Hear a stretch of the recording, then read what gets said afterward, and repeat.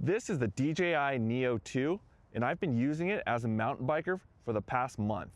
I'm going to show you how it performs on the trail.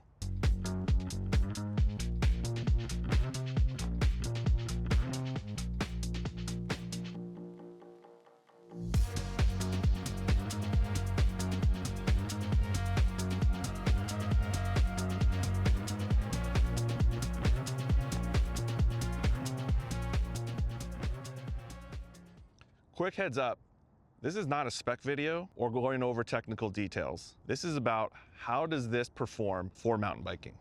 When it comes to tech and riding, the first question you should ask is how do I take it along for the ride?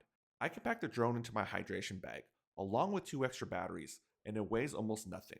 The other thing you want to know is how easy it is to use, because when it comes down to it, the more steps there are, the less likely you'll pull it out. Operation can't be simpler. You can either launch it through the app or on the drone itself. There's a little power button that you hit. Front, follow, 3, 2, 1. Landing is just as easy. You just put your hand out, and that's it.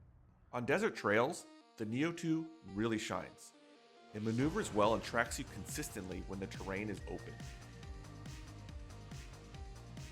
Even at high speeds, the drone is able to keep up. About 27 miles an hour right here. Ooh.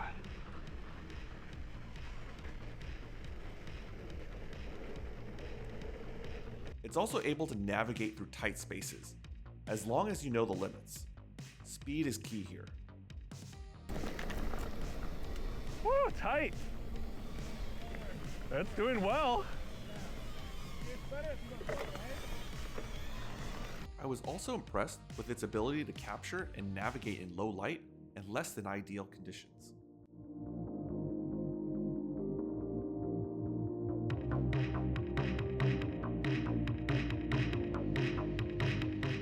You can program the Neo 2 to follow from a number of different directions. I primarily use 2 positions when I'm riding, front and rear. If you're in wide open spaces, you can position the drone off to the sides or at different angles. But there's a risk if it loses track of you, let's say over a canyon, or if there's trees it can't avoid. In general, the tracking and ability to avoid obstacles is really good. In fact, it recovers and re-engages pretty well.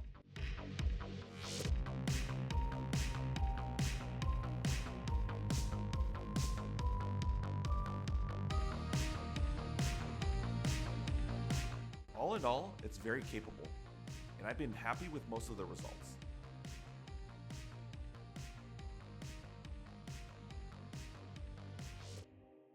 It's not all perfect, so here's when it ran into trouble.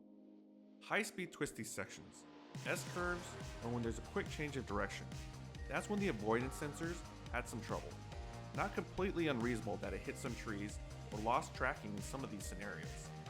Just something to be aware of as you ride. You might need to slow down at some of these places.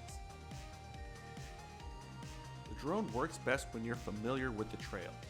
What I mean by that is if you know where there are tight sections or where there's overgrowth that might be challenging, it might be better to stick with POV shots. For you to maximize the Neo 2, you'll have to think a little bit about the shot setup and what trails and sections would look best. As we've seen, high speed, straight downhill isn't a problem, but having it track you from the front while riding from side to side will cause it to lose track. It's best to leave tracking from the rear for super high speed sections.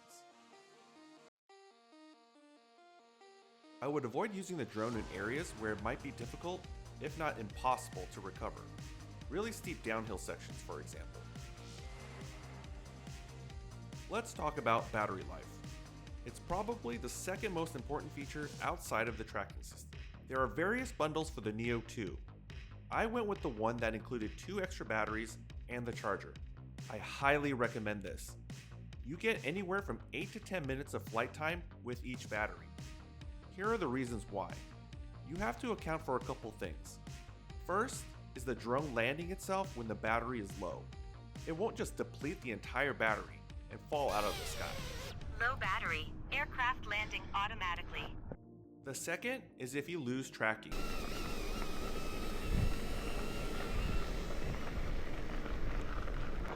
no! Come back! It's like hanging over nothing. You want to make sure you have enough battery to get it back to you in a safe area. Here, the drone lost me over a canyon.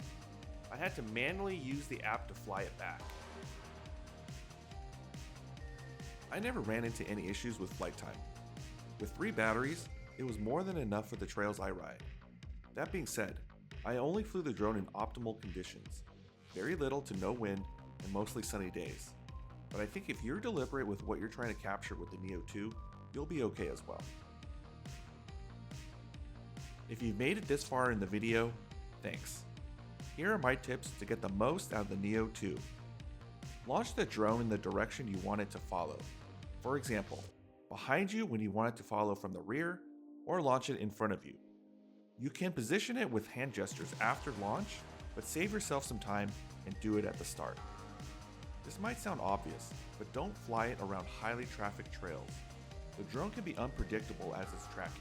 It can swing wildly from one position to the next in order to keep you in frame.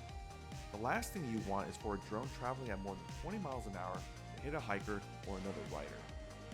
If you're riding with a buddy or in a group, make sure the drone locks onto the right person you want before you start riding. Here, the drone locks onto my buddy. Not a big deal, you can switch the tracking lock after launch, but again, save yourself some time and do it before you ride. So who is the Neo 2 for? I think if you're a solo mountain biker or someone who rides with a buddy or two, this is a perfect way to get those follow or group shots. If you have open space or ridge lines you ride, use the drone to get those cinematic type shots. Anywhere the drone has places to maneuver will get you some great footage. This drone works best if you spend a little bit of time thinking about the shots you want to capture. It's small enough to pack away, you won't feel bad for not using it on every ride. In fact, I hope you don't.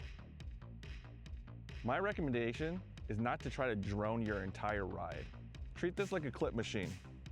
Find a good section, get the shots you want, and enjoy the rest of the ride. Thanks for making it to the end of the video. What do you guys think of the Neo 2? Comment below on how you would use it. Please consider liking and subscribing. Check out our other ride videos and Dine and Dash series where we ride to eat.